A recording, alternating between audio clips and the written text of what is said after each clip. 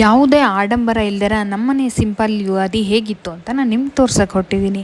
ನಮಸ್ಕಾರ ವೀಕ್ಷಕರೇ, welcome back to my YouTube channel Life Bits by Anu. ಮೊದಲಿಗೆ ಎಲ್ಲರಿಗೂ ಯುಗಾದಿ ಹಬ್ಬದ ಹಾರ್ದಿಕ ಶುಭಾಶಯಗಳು. ಈ ಹೊಸ ವರ್ಷ ನಿಮ್ಮ ಜೀವನದಲ್ಲಿ ತುಂಬ ಸಂತೋಷ, ಆರೋಗ್ಯ, ಯಶಸ್ಸು ತರಲಿ. ನಿಮ್ಮ ಮನೆಗಳಲ್ಲಿ ಸದಾ ಶಾಂತಿ ಮತ್ತು ಸುಖ ಇರಲಿ ಅಂತ ನಾನು ಬಯಸ್ತೇನೆ. ಇವತ್ತು ನಮ್ಮ ಯುಗಾದಿ ಹೇಗಿತ್ತು ಅನ್ನೋದನ್ನು ನಿಮ್ಮ ಜೊತೆ ಶೇರ್ ಮಾಡ್ತಾ ಇದ್ದೀನಿ. ಇವತ್ತು ಬೆಳಗ್ಗೆ 6 ಗಂಟೆಗೆ ಎದ್ದು ವಾಕಿಂಗ್ ಹೋದೆ. ಯುಗಾದಿ ಅಂದ್ರೇ ಹೊಸ ಆರಂಭ ಅಲ್ವಾ, ಅದಕ್ಕೆ ದಿನಾನ ಫ್ರೆಶ್ ಆಗಿ ಶುರು ಮಾಡಬೇಕು ಅಂತ ಅನಿಸ್ತು. ಸುಮಾರು 1 ಗಂಟೆಗಳ ಕಾಲ ನಾನು ವಾಕ್ ಮಾಡಿದೆ. ಈ ಬೆಳಿಗ್ಗೆ ತಂಪಾದ ಗಾಳಿ, ಸುತ್ತಮುತ್ತಲಿನ ಶಾಂತಿ ಹಾಗೂ ಪೀಸ್ಫುಲ್ಲಾಗಿತ್ತು. ವಾಕಿಂಗ್ ಆದಮೇಲೆ ಹೈಡ್ರೇಷನ್ ಅಂದ್ಬಿಟ್ಟು ಎಳ್ನೀರು ಕುಡಿದೆ. ನಂತರ ಮಾವಿನಕಾಯಿ, ಬೇವಿನ ಎಲೆ, ಹೂವು ಎಲ್ಲವನ್ನು ತಗೊಂಡು ಮನೆ ಕಡೆ ಹೊರಡ್ತಿರ್ಬೇಕಾದಾಗ ಹಾಗೆ ಯೋಚನೆ ಮಾಡ್ತಾಯಿದ್ದೆ, ಯುಗಾದಿ ಅಂದರೆ ಯುಗದ ಆದಿ. ಹಾಗಂದರೆ ವಸಂತ ಋತು ಶುರುವಾಗುತ್ತೆ ಅಂತ. ಹೊಸ ಚಿಗುರು, ಹೂವು, ಬಳ್ಳಿ ಹಾಗೆ ಮಾವಿನ ಹಣ್ಣಿನ ಸೀಸನ್ ಕೂಡ ಸ್ಟಾರ್ಟ್ ಆಗುತ್ತೆ. ನಮಗೆ ಪ್ರಕೃತಿನೇ ಹೇಳ್ತಾ ಇದೆ ಅಲ್ವಾ, ಹೊಸ ಆರಂಭ ಅಂತ. ಹಾಗಿದ್ಮೇಲೆ ನಾವು ಹಳೆದನ್ನೆಲ್ಲ ಮರೆತು ಹೊಸದಾಗಿ ಎಲ್ಲವನ್ನು ಶುರು ಮಾಡುವಂಥ ದಿನ ಅಂತ ನಾವು ಯೋಚನೆ ಮಾಡ್ಬೋದು. ಯುಗಾದಿ ಅಂದರೆ ಎಣ್ಣೆ ಸ್ನಾನ, ಮೈಗೆಲ್ಲ ಎಣ್ಣೆ ಹಚ್ಕೊಂಡು ಸ್ನಾನ ಮಾಡುವಾಗ ನಮ್ಮ ನೆಗೆಟಿವಿಟಿ ಎಲ್ಲ ಹೋಗಿ ಪಾಸಿಟಿವಿಟಿ ಬರಲಿ ಅಂತ ಇದನ್ನು ದೊಡ್ಡವರು ನಮಗೆ ಹೇಳಿದ್ದಾರೆ.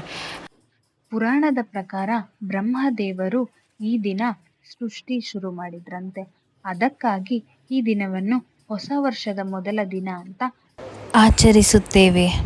2026ರ ಪಂಚಾಂಗದ ಪ್ರಕಾರ ಶ್ರೀ ಪರಾಭವ ನಾಮ ಸಂವತ್ಸರ ಆರಂಭವಾಗಿದೆ. ಯುಗಾದಿ ಅಂದರೆ ಹೊಸ ವರ್ಷ ಅಷ್ಟೇ ಅಲ್ಲದೆ ಹೊಸ ಆರಂಭ.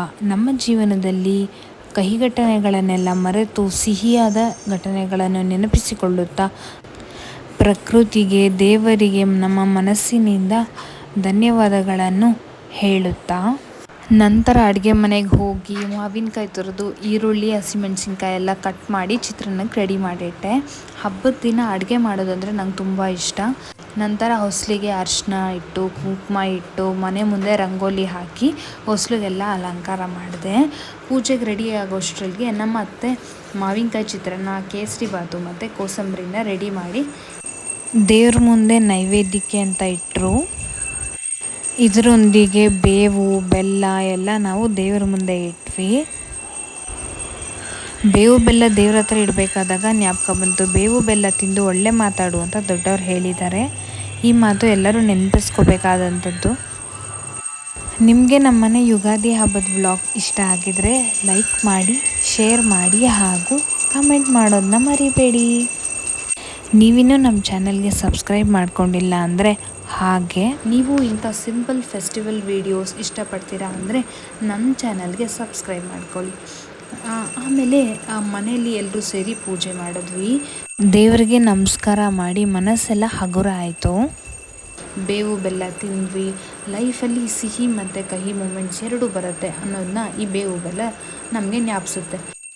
ದೇವರಿಗೆ ಇಟ್ಟಿದ್ದ ನೈವೇದ್ಯ ಮತ್ತು ಮಾಡಿರೋ ಅಡುಗೆ ಎಲ್ಲರೂ ಒಟ್ಟಿಗೆ ಕೂತ್ಕೊಂಡು ತಿಂದು, ಅಮ್ಮ ಹಬ್ಬಕ್ಕೆ ಅಂತ ಕರೆದಿದ್ರು. ಅದಕ್ಕೆ ಅಮ್ಮನ ಮನೆಗೆ ಹೋದ್ವಿ.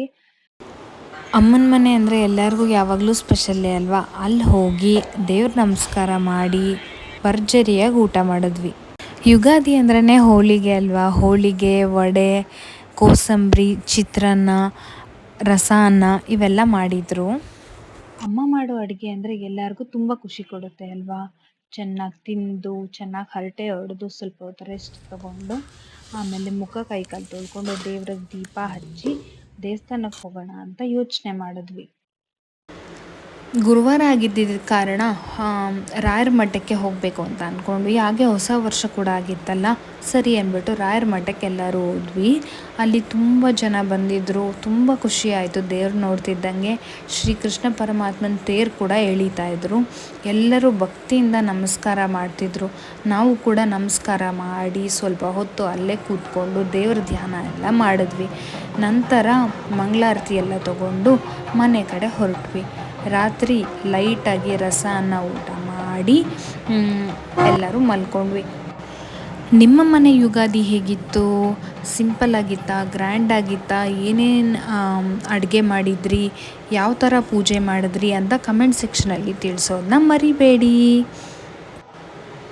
ನಿಜ ಹೇಳಬೇಕು ಅಂದರೆ ಸಿಂಪಲ್ಲಾಗಿ ಇದೇ ಥರ ಹಬ್ಬ ಇದ್ದರೆ ಎಷ್ಟು ಖುಷಿ ಆಗುತ್ತೆ ಅಲ್ವಾ? ಮನೇಲಿರೋರೆಲ್ಲ ಒಟ್ಟಿಗೆ ಸೇರಿ ಪೂಜೆ ಮಾಡಿ ಒಟ್ಟಿಗೆ ಊಟ ಮಾಡಿ ಎಲ್ಲ ಖುಷಿ ದುಃಖ ಎಲ್ಲ ಸಮಾಚಾರಗಳನ್ನ ಮಾತಾಡಿಕೊಂಡು ಖುಷಿಯಿಂದ ಇರ್ತೀವಿ.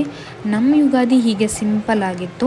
ನಿಮ್ಮ ಮನೇಲಿ ಏನೇನು ವಿಶೇಷ ಮಾಡಿದ್ರಿ ಅಂತ ಕಮೆಂಟಲ್ಲಿ ತಿಳಿಸೋದನ್ನ ಮರಿಬೇಡಿ. ಮತ್ತು ಮತ್ತೊಮ್ಮೆ ಎಲ್ಲರಿಗೂ ಯುಗಾದಿ ಹಬ್ಬದ ಹಾರ್ದಿಕ ಶುಭಾಶಯಗಳು.